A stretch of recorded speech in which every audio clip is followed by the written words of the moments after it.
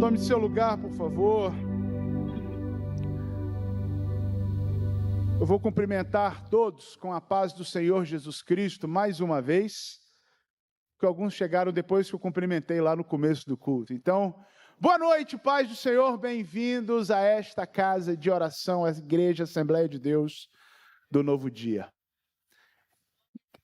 Nesse momento nós vamos ter uma reflexão na palavra e a gente tem dito à igreja que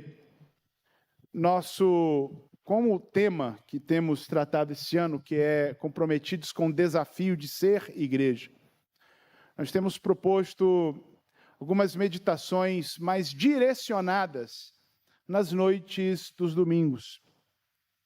Então, no primeiro domingo a gente fala sobre a salvação. A gente sempre fala sobre a salvação, mas no primeiro domingo é bem exclusivo esse tema. No segundo domingo a gente fala sobre a vida com base na palavra, que é o que nos fortalece, nos edifica, e a gente sempre fala sobre a palavra, mas no segundo domingo a gente direciona bastante. No terceiro domingo nós falamos sobre que esse aqui é um ambiente, uma casa de milagres, e a gente estimula a nossa fé mutuamente, porque Deus está agindo entre nós, sim ou não? E Ele age quando quer, do jeito que quer, não precisa ser no terceiro domingo, não. Ele pode agir hoje. E vai que Ele já agiu na sua vida hoje, naquela causa que você está colocando diante dEle. No quarto domingo nós falamos sobre essa casa, uma família de muitos irmãos. A gente trata bastante sobre unidade da igreja, essa nossa caminhada em conjunto, porque ser igreja é um desafio. O que eu disse? É um desafio. E a gente está comprometido com isso, né? O pastor Praxedes até usou essa expressão. Comprometidos, né? Agarrados no desafio. A gente não larga, porque nós somos igreja e vamos continuar sendo igreja. Sim ou não? Muito bem. Hoje eu quero trazer uma meditação em cima do texto que nós temos lido nesses primeiros dias do nosso roteiro de leitura bíblica. Nós lançamos o roteiro na semana passada, hoje a gente está aí com 10 dias de leitura, e até aqui nós já lemos em Gênesis, os capítulos 1 até o 36. E amanhã, hoje é dia de botar a leitura em dia, né? Quem ainda não começou o roteiro, dá tempo, pode vir, tá certo? Dá tempo, a gente vai ler a Bíblia toda esse ano, de capa a capa, mas vamos ler por períodos históricos. Então a gente vai fazer algumas misturas na caminhada para facilitar a compreensão dos períodos históricos. O roteiro já está disponível. Se você ainda não tem, procura a gente. Procura algum líder aqui da nossa igreja, porque em todos os grupos da igreja esse roteiro já foi disponibilizado. Se você ainda não tem, fala com a gente que a gente disponibiliza para você. Bem, até aqui nós temos lido a história dos patriarcas, aqueles que fundaram, por assim dizer, que são os pilares da nação que Deus levantou para trazer Jesus até nós, para nos trazer a salvação. E a gente está num momento da história em que Jacó, esse que recebeu o nome de Israel por Deus, ele retornou de um tempo em que ele ficou longe da sua terra, da terra ali dos seus pais. Ele se casou, constituiu família e ele voltou. Se você está lendo, você já percebeu que Jacó fez uma família muito grande. Pensa numa família grande. Alguns aqui talvez tenham convivido em famílias razoavelmente semelhantes a que Jacó constituiu. Porque Jacó, até por conta de algumas disputas internas no meio da família, que é um caso aí que a gente não vai tratar hoje, mas enfim, né? Jacó teve 2 esposas, 2 concubinas, e ele, no fim das contas, está agora com 12 filhos e uma filha. É muita gente dentro de casa. É ou não é? E quando você olha a narrativa bíblica, você vai perceber que essa galera toda, essa moçada toda, eu vou falar de novo, 12 filhos e uma filha. O texto nos indica que eles nasceram num período de 7 anos, 12 em 7 anos.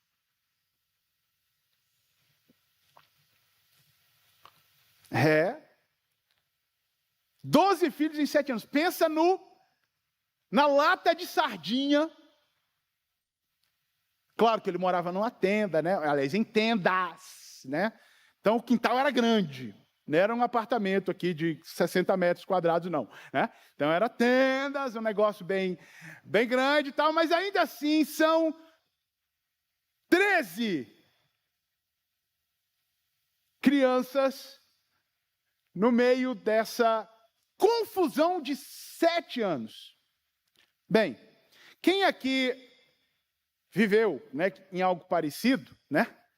Sim, percebe que essa moçada cresce junto, porque ninguém fica bebê a vida inteira, certo?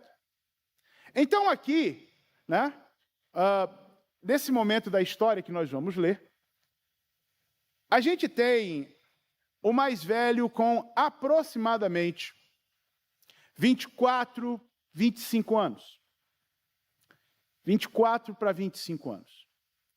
O mais novo talvez tenha aí seus 14, 13, né? Quer dizer, teve um que não nasceu lá, né? Teve um que nasceu depois, mas está todo mundo aqui nessa faixa. O Benjamim já não nasceu em Harã, né? Ele já nasceu aqui em Canaã. Mas ele tem aqui seus 13, 14, o Benjamim, e os outros 12 têm uma diferença entre eles de, no máximo, 7 anos. Apertado o negócio, né? Enfim. Eles crescem juntos. E como eu disse, o mais velho tem em torno de 25, então 24 para 25. José aqui tem 17, José é o penúltimo. Então, entre José, que tem 17, e Rubem, que é o mais velho, que deve ter para 24, para 25, a gente tem um monte de gente apertado aqui, e vamos combinar que é todo mundo aqui pós-adolescente. Porque essa moçada, né, são os jovens, né? E os jovens, às vezes, né, como eles estão crescendo, às vezes eles tomam umas atitudes muito impetuosas, assim. Que alguém vai dizer, mas é muita falta de maturidade, né? Pois é. Essa moçada toda aqui está nessa fase da vida, mas as relações dentro de casa estão um tanto tensas. E quando eu pensei, porque nesse ano essa é a primeira vez que eu vou ministrar no tema, né, a família de muitos irmãos, ainda tem algumas outras vezes. Quando eu pensei na família de muitos irmãos, eu só lembrava da família de Jacó. Porque é muito irmão convivendo num ambiente apertado, porque é apertado tanto na idade como, né, no dia a dia, é muita gente junto. E isso, de uma certa forma, se assemelha muito a essa nossa vida de igreja. Porque me diz uma coisa aqui, especialmente os que viveram em ambientes semelhantes, né? Será que é fácil viver com 12 irmãos num ambiente tão intenso? Será que é fácil viver assim? Pois é. Ser igreja também tem seus desafios. Essa convivência, ela por vezes pode ser bastante complicada, mas nós assumimos um compromisso. É isso mesmo? Nós assumimos um compromisso com o desafio de ser igreja. Então, eu quero ler com você, hoje, o capítulo 37, que é o que a gente vai ler amanhã. E a gente vai fazer o seguinte, a gente vai ler o capítulo todo e eu vou falar menos, porque aí eu não preciso contar a história de novo. Certo? Combinado? Vou me concentrar bastante na nossa reflexão a partir do verso 12, mas a gente precisa ler do 1 ao 12 para poder se situar em algumas coisas da história. Capítulo 37 do livro do Gênesis, vamos à Escritura. Gênesis 37, de 1 até o 36, a palavra diz assim: Jacó habitou na terra de Canaã, onde seu pai tinha vivido como estrangeiro. Esta é a história da família de Jacó. Quando José tinha 17 anos, pastoreava os rebanhos com seus irmãos. Ajudava os filhos de Bila e os filhos de Zilpa, mulheres de seu pai, e contava ao pai a má fama deles. Ora, Israel gostava mais de José do que de qualquer outro filho, porque ele havia nascido em sua velhice.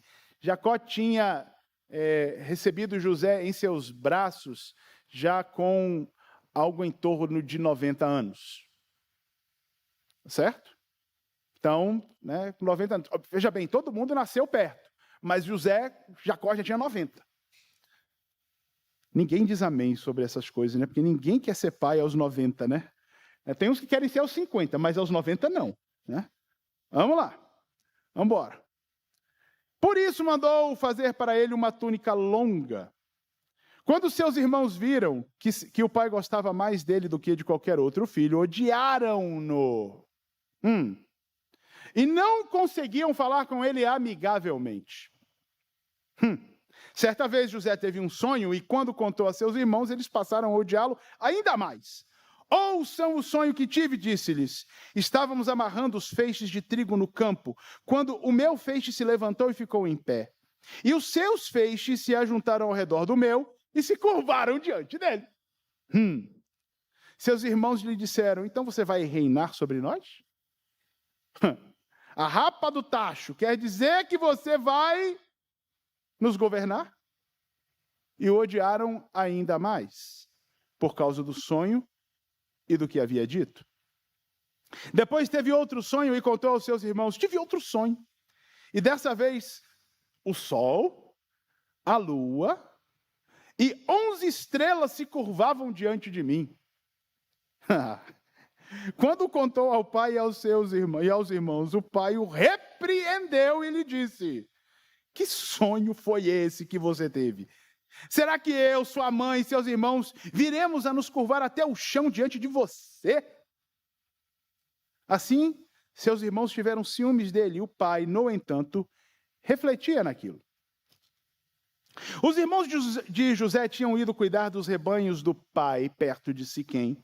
E Israel disse a José, como você sabe, seus irmãos estão apacentando os rebanhos perto de Siquém. Quero que você vá até lá.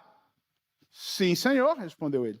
Disse-lhe o pai, vá ver se está tudo bem com os seus irmãos e com os rebanhos, e traga-me notícias. Importante dizer, vá ver se está tudo bem com seus irmãos e com os rebanhos, e traga-me notícias. Jacó o enviou quando estava no vale de Hebrom. Mas José se perdeu quando se aproximava de Siquém. Um homem o encontrou vagueando pelo campo e lhe perguntou, quem é que você está procurando? Ele respondeu, procuro meus irmãos. Pode me dizer onde eles estão apacentando os rebanhos? Respondeu o homem, eles já partiram daqui. Eu os ouvi dizer, vamos para Dotã. Assim José foi em busca dos seus irmãos e os encontrou perto de Dotã. Mas eles o viram de longe e antes que chegasse, planejaram matá-lo. Lá vem aquele sonhador, diziam uns aos outros. É agora. Vamos matá-lo e jogá-lo num desses poços e diremos que um animal selvagem o devorou. Veremos então o que será dos seus sonhos. Quando Rúben, 24 anos, tá? 25 no máximo. Quando Rúben ouviu isso, tentou livrá-lo das mãos deles, dizendo, não lhe tiremos a vida. E acrescentou, não derramem sangue. Joguem-no naquele poço no deserto, mas não toquem nele. Rúben propôs isso com a intenção de livrá-lo e levá-lo de volta ao pai. Chegando José, seus irmãos lhe arrancaram a túnica longa, agarraram-no e jogaram-no no poço, que estava vazio e sem água. Ao se assentarem para comer, viram ao longe uma caravana de ismaelitas que vinha de Gileade. Seus camelos estavam carregados de especiarias, bálsamo e mirra, que eles levavam para o Egito. Judá disse então a seus irmãos: que ganharemos se matarmos o nosso irmão e escondermos o seu sangue? Vamos vendê-lo aos ismaelitas. Que boa ideia. Não tocaremos nele, afinal é nosso irmão, é nosso próprio sangue. Judá aqui deve ter 20 anos. Tá? 20 anos. Seus irmãos concordaram. Quando os mercadores ismaelitas de Midian se aproximaram, seus irmãos tiraram José do poço e o venderam por 20 peças de prata aos ismaelitas, que o levaram para o Egito. Quando Rúben voltou ao poço e viu que José não estava lá, rasgou suas vestes e, voltando aos seus irmãos, disse: o jovem não está lá. Para onde irei agora? Então eles mataram um bode, mergulharam no sangue a túnica de José e a mandaram ao pai com este recado: achamos isto. Veja se é a túnica de teu filho. Ele a reconheceu e disse: é a túnica do meu filho, um animal selvagem o devorou. José foi despedaçado. Então Jacó rasgou as suas vestes, vestiu-se de pano de saco e chorou muitos dias por seu filho. Todos os seus filhos e filhas vieram consolá-lo, mas ele recusou a ser consolado, dizendo: não! Chorando descerei à sepultura para junto de meu filho. E continuou a chorar por ele. Nesse meio tempo, no Egito, os midianitas venderam José a Potifar, oficial do faraó e capitão da guarda. Amém. História dramática. Mas se você ler a Bíblia, você vai ver que ela tem um final feliz. Tá certo? Porque Deus está agindo. Deus está agindo. O que eu disse? Deus está agindo. Deus está agindo. Bem, em primeiro lugar, o que eu quero chamar a nossa atenção aqui? Quero fazer aqui uma reflexão devocional, tá? Ela é devocional. Para a gente entender nossas relações de família que nós somos. Ou que nós precisamos ser, ou que nós nos comprometemos a ser. Primeiro de tudo, é importante registrar aqui que nós todos precisamos nos envolver no serviço do nosso Pai. Nós temos um Pai, e Ele é dono de muita coisa. Na verdade, o nosso Pai é dono de tudo. Nosso Pai é dono de tudo. E tudo que o nosso Pai tem é nosso. Eu acho bonita essa expressão que o apóstolo Paulo usa, escrevendo aos Coríntios, no capítulo 3, ele diz assim: seja Paulo, seja Pedro, seja Apolo, seja o mundo, seja a vida, seja a morte, seja o presente, seja o futuro, tudo é vosso, e vós de Cristo e Cristo de Deus. Tudo que Deus tem, Ele partilha conosco. Deus não é egoísta e mesquinho e diz: se vira aí, corre atrás. Não, na verdade, se você olha para a história da criação, você vai ver que Deus nos deu um verdadeiro paraíso, uma coisa lindíssima, uma terra perfeita para que nós vivêssemos nela. Agora, essa terra toda a criação não foi feita por causa de nós. Ou, importante a gente deixar isso registrado, é que a terra não foi feita por causa do homem. A Bíblia vai dizer também lá no Novo Testamento que Deus constituiu Jesus herdeiro de todas as coisas. Então tudo é dele. Inclusive a gente. Mas ele deu para a gente também. Porque a gente é de Cristo, Cristo é de Deus, tudo é de Deus, então tudo é nosso. E a gente está no meio dessa partilha de uma fortuna inesgotável e inestimável. Agora, do mesmo jeito que Deus não é egoísta, Ele também não quer que a gente seja. Para a gente não ficar dizendo: isso aqui é meu, né? Esse aqui é para ser mais meu, olha só o meu, olha só essa minha. Não. Tudo é nosso. Deus compartilha conosco.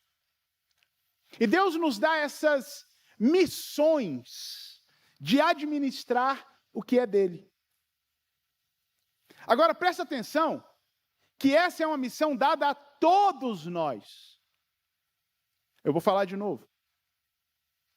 A gente vê no texto que os filhos de Israel, os filhos de Jacó, estão envolvidos à medida da sua capacidade na administração disso.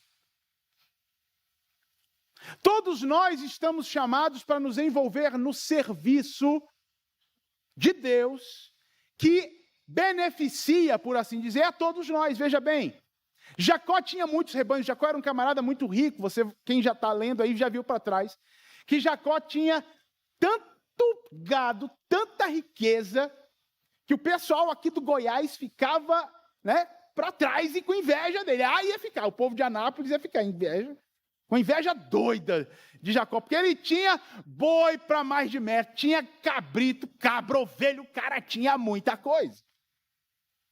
E da mesma forma que aquela riqueza toda, ele tinha toda aquela riqueza, ela servia à família. Porque tudo era da família. Deus nos tem dado missões para a gente administrar aquilo que é dele. Inclusive, para chamar outros filhos para dentro da casa. Porque eu gosto muito de usar essa frase, existem irmãos nossos que não estão aqui dentro ainda. Existem irmãos nossos que ainda estão presos na mentira do pecado, ainda estão presos nas correntes malignas e maléficas do diabo. Irmãos nossos que nós precisamos alcançar e que alguns inclusive estão muito perto de nós e outros muito longe de nós. Mas a gente precisa ir e alcançá-los, e isso é missão nossa, porque todos nós temos que administrar. O reino está entre nós. O reino de Deus nos envolve a todos. E aí eu vou fazer aqui um parênteses para dizer para você, procura realmente a Thaís no final do culto e faça o curso Perspectivas. Você vai entender quantos irmãos nossos ainda precisam vir para casa. E Deus quer todo mundo aqui, porque Deus nos tem dado uns aos outros para administrar aquilo que é dele. Ou, a riqueza é dele. E ele nos chamou para administrar. E não é só a riqueza material, porque o nosso Deus, as riquezas materiais para ele, alguém estava dizendo isso essa semana, conversando, ouro no céu é asfalto, gente. Não se preocupa muito com isso, não, porque lá no céu você vai ver tanto ouro que você vai andar em cima. Porque as verdadeiras riquezas são espirituais. E essas riquezas já estão confiadas a nós. Nós estamos assentados com Cristo em lugares celestiais. E todos nós fazemos parte disso. E todos nós estamos chamados a nos envolvermos nesta missão. Todos nós. Você está chamado para se envolver na missão. E quem está atrás de você também. E quem está do seu lado também. E quem está 5 bancos atrás de você também. Todos nós. Vem para o reino. Pega o teu bordão e vamos administrar as riquezas do nosso Deus. Porque Ele tem dado para a gente fazer isso. Quem diz amém? Segundo, nessa família aqui eu achei muito curioso esse envio de Jacó atrás dos seus irmãos para trazer notícias. Não sei se você percebeu que no começo do texto, no verso 2, José estava acostumado a falar da má fama dos filhos de Bila e Zilpa. A conversa de José com Jacó é falar mal dos irmãos. Mas Jacó envia José para trazer notícias boas dos irmãos. Deixa eu te dizer um negócio aqui. Deus quer que você fale sobre os seus irmãos para Ele.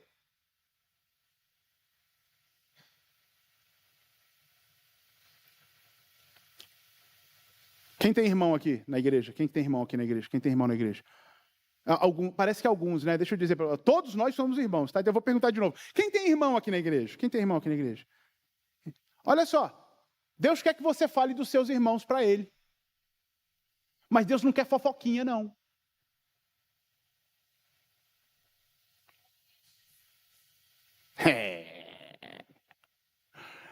Deus não quer você fofocando para Ele do seu irmão. Senhor, você ouviu o que fulaninha fez comigo? Você ouviu como que ele falou comigo? Deus, o Senhor está vendo o que ele está fazendo. Meu Deus, Senhor, não é possível que na tua casa o Senhor vai tolerar esse tipo de coisa. Jacó está ensinando José a falar bem dos seus irmãos. E deixa eu te dizer uma coisa, José vai aprender a lição.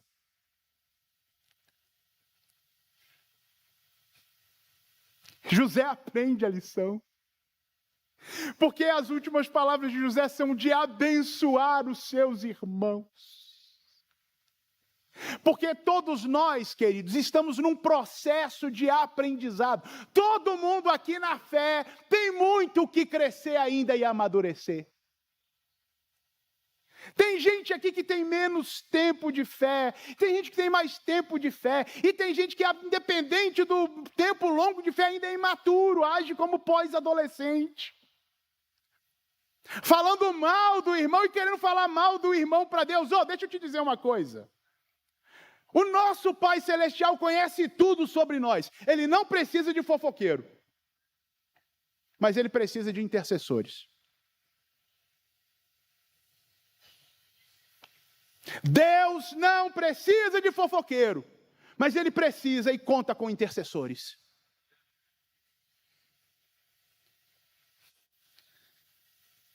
Como isso mexe comigo? Porque se a gente for procurar defeito uns nos outros aqui, quanto mais a gente convive, mais a gente descobre defeito. É ou não é? Manda aí.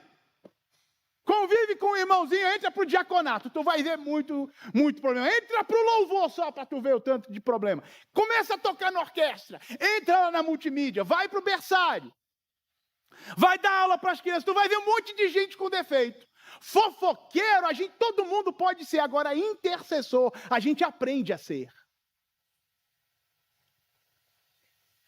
É a hora de, apesar do defeito do irmão, a gente chega diante de Deus, dobra o nosso joelho e fala: Senhor, o meu irmão, ele realmente está tentando, ele está buscando, ele está lá, está fazendo, Senhor, mas ele é limitado. Senhor, dado o teu poder, dada a tua graça, inspira o meu irmão, inspira a minha irmã, para que ele possa fazer ainda mais pelo Senhor. Olha só o que ele já fez: recompensa, abençoa, alegra, fortalece, abre porta. É isso que Deus quer da gente.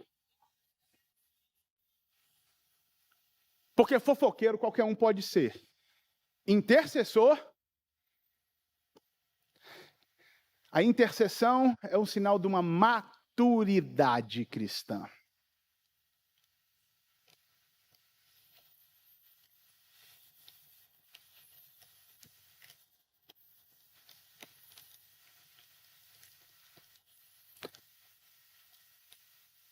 Terceiro, caramba, a gente vai pensar muito essa semana, né? Meu Deus. Terceiro, no meio das nossas diferenças, é claro que a gente tem as nossas afinidades. E por mais unidos que nós sejamos, a gente tem afinidades. Pessoas com quem a gente se afina mais, né? Essa expressão da afinação, né, para quem é é músico, né, entende um pouquinho disso, né, a gente tem uma nota base, uma frequência, né, porque as notas são frequências, e você emite esse som, essa frequência, e a gente traz o instrumento para a mesma frequência, regulando a corda, a abertura do bocal, etc. E até a voz, né? Trazer para a mesma frequência. Isso é afinação. Tem pessoas que estão na mesma frequência que a gente, com que a gente se identifica mais. Não é que essa pessoa não tem defeito e as suas particularidades, mas a gente se afina. Tem outros que a gente se afina menos.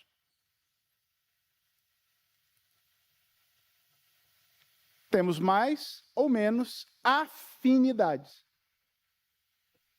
Agora, o pai não quer perder ninguém.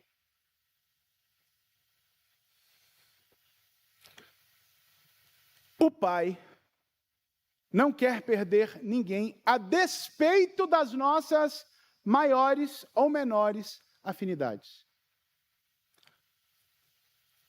O pai sofre quando alguém se perde. O pai sofre quando alguém sai. O pai sofre quando a gente machuca o outro e faz o outro sofrer. O pai sofre.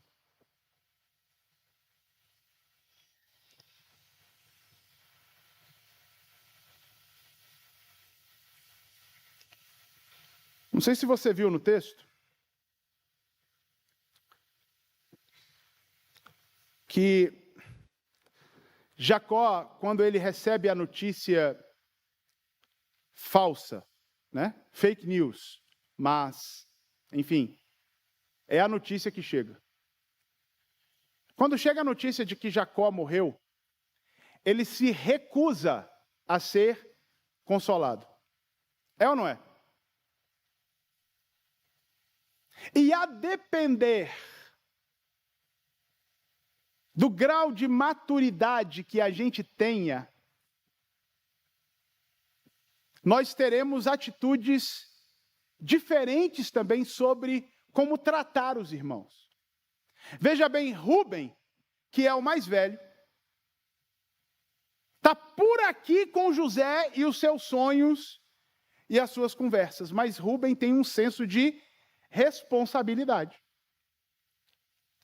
Rúben entende que o pai vai sofrer se alguma coisa, uma fatalidade acontecer com José.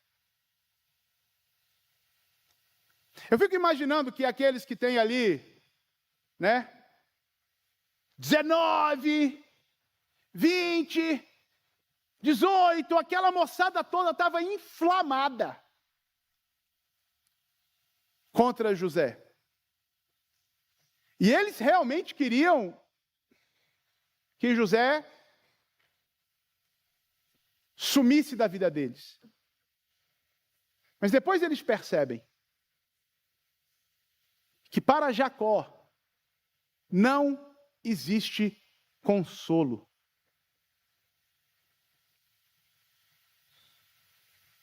Essa história lá na frente vai render. Judá, por exemplo, vai ter uma reviravolta na sua vida incrível.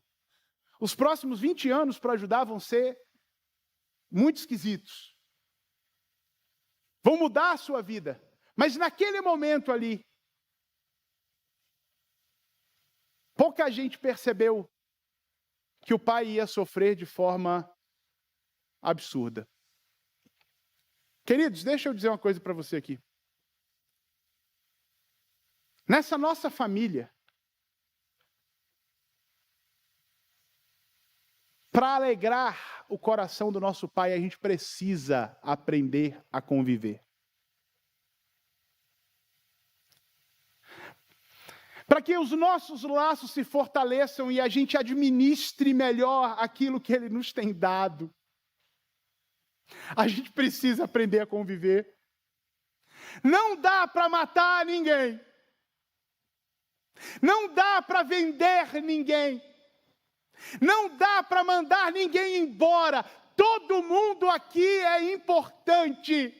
E se você ainda não aprendeu como ele é importante para você, deixa eu te dizer, ele e ela fazem muita falta no coração de Deus quando eles se despregam da gente.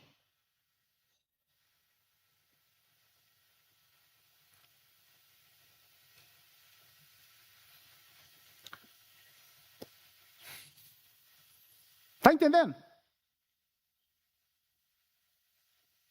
Vai fazer falta. Vai fazer falta.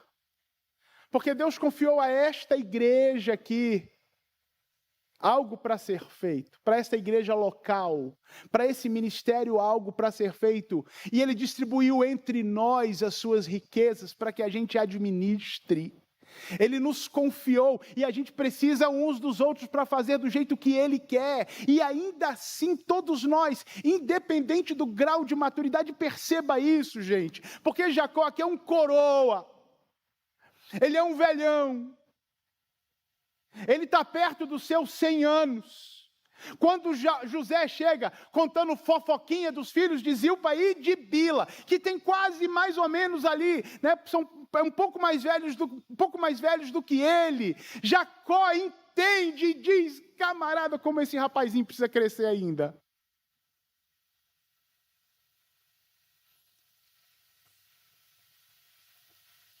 E para Deus todos nós estamos em fase de crescimento. Deixa eu te dizer, vou falar de novo. Para Deus, todos nós estamos em fase de crescimento. Ninguém aqui ainda é top das galáxias na maturidade da fé. Todos nós estamos crescendo. O nosso objetivo é chegarmos à estatura de varão perfeito, semelhantes a Cristo, mas até lá está todo mundo crescendo.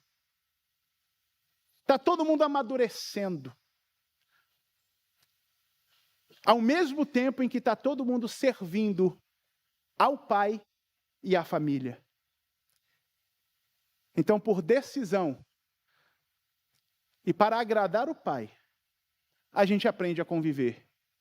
Porque somos todos igualmente necessários e amados por Ele. Quem diz amém? Amém.